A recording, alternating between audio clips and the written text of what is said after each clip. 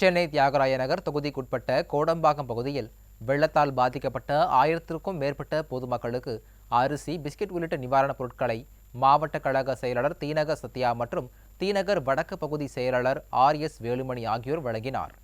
நிவாரணம் பெற்ற மக்கள் அதிமுகவிற்கு நன்றி தெரிவித்துக் கொண்டனர்.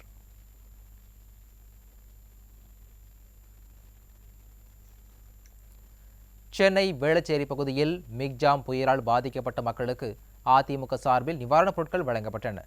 பகுதி கழக செயலாளர் MA மூர்த்தி ஏற்பாட்டில் முன்னாள் அமைச்சர் சரோஜா, முன்னாள் நாடாளுமன்ற உறுப்பினர் ஜெயவர்தன், மாவட்ட செயலாளர் அசோக் ஆகியோர் கலந்து கொண்டு 1000க்கும் மேற்பட்ட மக்களுக்கு அரிசி, பெட்ஷீட் உள்ளிட்ட நிவாரணப் பொருட்களை வழங்கினார். முன்னதாக எம்ஜிஆர் திருவுருவப் படத்திற்கு மரியாதை செலுத்தப்பட்டது.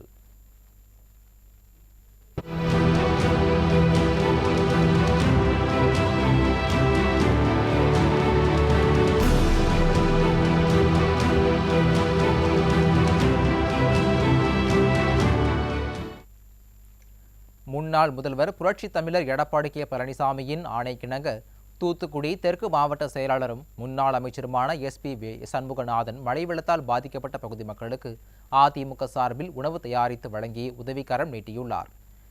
KVK நகர் பகுதியில் நேரடியாக ஆய்வு நடத்திய பின் உணவு, குடிநீர் உள்ளிட்ட அத்தியாவசிய நிவாரணப் பொருட்களை பொதுமக்களுக்கு வழங்கினார்.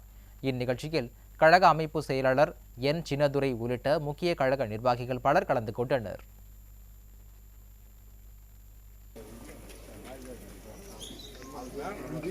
தூத்துக்குடி மாவட்டம் கோவில்பட்டி அருகே கனமழையால் சேதமடைந்த வீடுகளை பார்வையிட்டு பாதிக்கப்பட்ட வீட்டின் உரிமையாளர்களுக்கு முன்னாள் அமைச்சர் கடம்பூர் ராஜு தனது சொந்த நிதியில் இருந்து நிதி வழங்கினார்.